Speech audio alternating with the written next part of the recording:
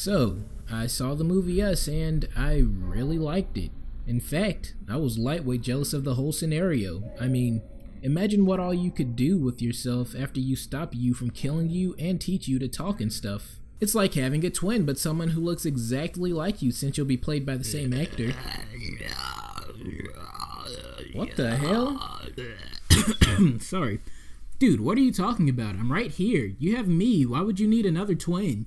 Look, man, you only exist in my head. Why do you think you only ever appear in every video I ever make? Whatever. I'm starting to feel really unappreciated. You're taking my love for granted. I don't know how much more I can take from you. What? No. Look, man, I really appreciate all the things you do to help me get through... Wait a minute, did you just quote Cherish? No. I'm going to break this review into a few sections so that I can properly pace myself. We're going to go over my feelings on the movie as a whole, then I'll talk about the cinematography, then the score, and then I'll get into my theories and themes. Probably themes more than theories, or really it'll just be theories about themes. But anyways, let's jump right into my feelings about the movie. Sure wish someone cared about my feelings.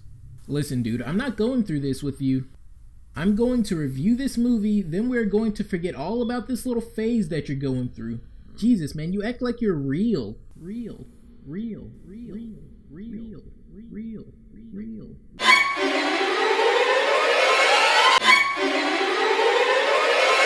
So, I really loved this movie. It really appealed to my taste, its intense creepiness with jokes and realism interwoven into the craziness that's happening to the characters. My experience with the film may have been a bit different from others because I found myself really relating to our protagonist's family dynamic. So that really intensified the thrills for me because I wouldn't want anything to happen to my family, therefore I don't want anything to happen to this family. And I believe that's how this movie is supposed to be viewed. It gives what I would call the maximum viewing experience for this type of movie. I found myself relating to Lupita Nyong'o's character the most. Not because I can't snap on rhythm, but because of how protective she is of her children and especially her son. Not that I have children or anything. Well... Nah, no confusion on this one. I have several siblings, and so I understand that feeling of protectiveness over them, and especially for my youngest sibling, who just so happens to be my only brother, which is why I felt that connection to the character even further since it was her youngest son.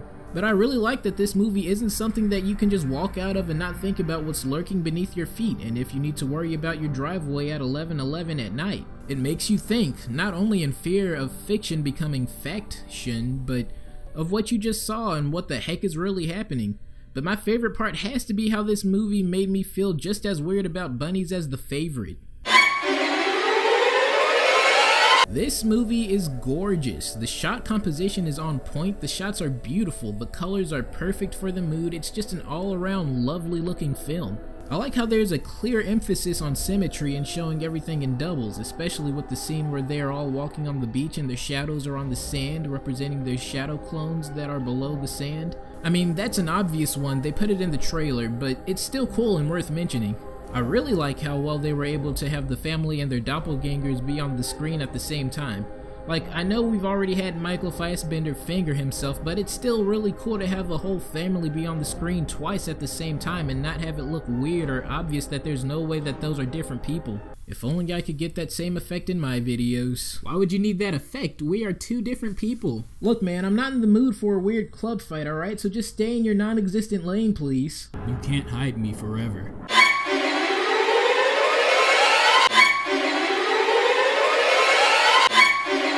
Listen, when I tell you that this score is perfect, I mean, it's perfect.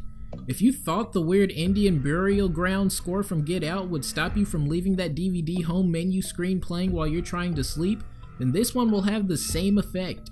And Lord forbid you have an old dusty box TV like I sure don't have.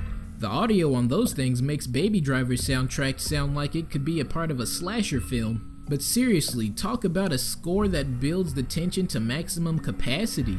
I feel like if certain moments were given a lesser score, that would really take away from the anxiety of the moment. I like that it doesn't feel like your typical stock horror music. Music that if taken out wouldn't change the mood of the moment, as is constantly heard in typical ghost movies where they'll either use stock horror music or just use silence to build tension. But you know, I can't mention the score of this movie without mentioning the sick twisting of the hit song I Got 5 on It by Lunas. I hope I'm saying that name right. I imagine Jordan Peele was just kind of listening to the song one day when he just had an epiphany while listening to the intro that this would make a killer horror score if broken down by instruments. And I totally agree with that. I loved that they used the remix song in the trailer, but also in the actual film. It's such a good score that it would have been wasted if it only came up in the trailer.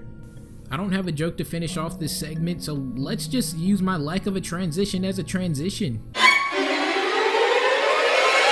Americans. That's what this movie is about. Americans. Now, that's both literally and, well, also literally, because the basic plot breakdown of this film is that your secret twin, or if you were born twins, your secret other two halves come up from the sewers and try to replace you on the surface in an attempt to unify everyone and raise awareness of the less fortunate people that you don't know about.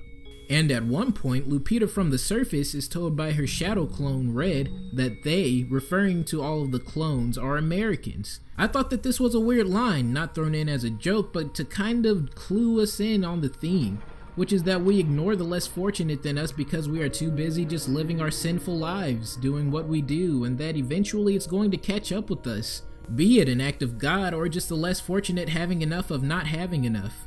I think this is made apparent when Red is explaining the juxtaposition between how she and Lupita grew up, one always having the opposite of the other.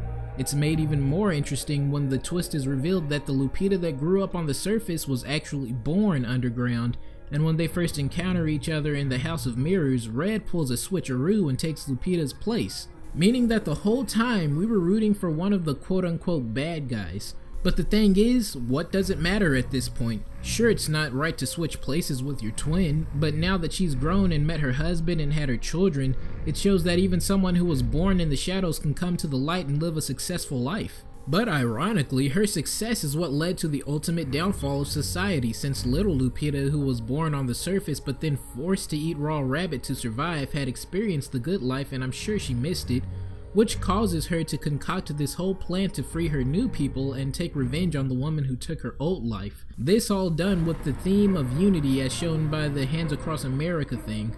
I guess you could say that maybe if Lupita, when she rose to the surface, decided instead of simply stealing Red's life that she would bring all of her people up from the sewers, that maybe this could have all gone well. But she was instead fueled by greed, which, if we're taking a godly standpoint to this, would be a pretty big sin and the catalyst to all this change. A wise man once said that dissatisfaction brings about change, and total dissatisfaction will bring about total change, which America does experience in this movie. Which brings us to the constantly mentioned Bible verse, Jeremiah 11:11. Oh yeah, isn't this the one that goes, "And I will strike down upon thee with great vengeance and furious anger"? Nah, that ain't the one. You know, sometimes I really can't tell if you're just joking or if you're actually trying your best. Wow, that's really insensitive. The Bible verse goes like this. I'm gonna put on that preacher voice. Therefore thus saith the Lord, Behold, I will bring evil upon them, which they shall not be able to escape. And though they shall cry unto me, I will not hearken unto them. Which basically means shit's about to go down because God has had enough of these crazy ass people on his crazy ass earth. And I mean, it all goes down pretty biblically in that nobody was able to escape the judgment, except for our main family with the aid of their mother because she already knew the deal. I guess you could say that she was an unwilling prophet and that she came from the mistreated people and ended up being their savior on accident. She saves her own people, but the rest of the world will never be the same. Like, literally, there's no one alive who knows how to function as a normal member of society. America has been set back to a primitive state, but really, it's just a reset button, as seen in the fact that Lupita was born underground but was able to rise above her birth condition into a civilized member of society, which is what I'm assuming will happen after everyone gets tired of standing around for a few days. Well, you know what? What, man? If you're just going to keep abusing me, I'm just going to go on ahead and revolt. What are you talking about, revolt? What are you gonna do? Talk me to death? You're not real. What are you gonna do? Give me a headache? Mother told me it would be hard. She said I would have to be strong to deal with this. I now fear that I may not have what it takes to keep this up. Dude, stop monologuing. It's getting kinda creepy.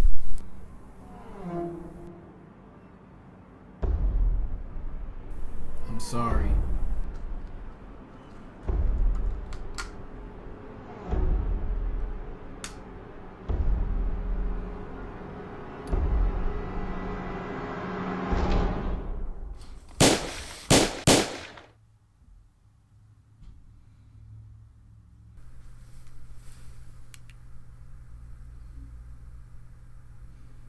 Mother, it's done.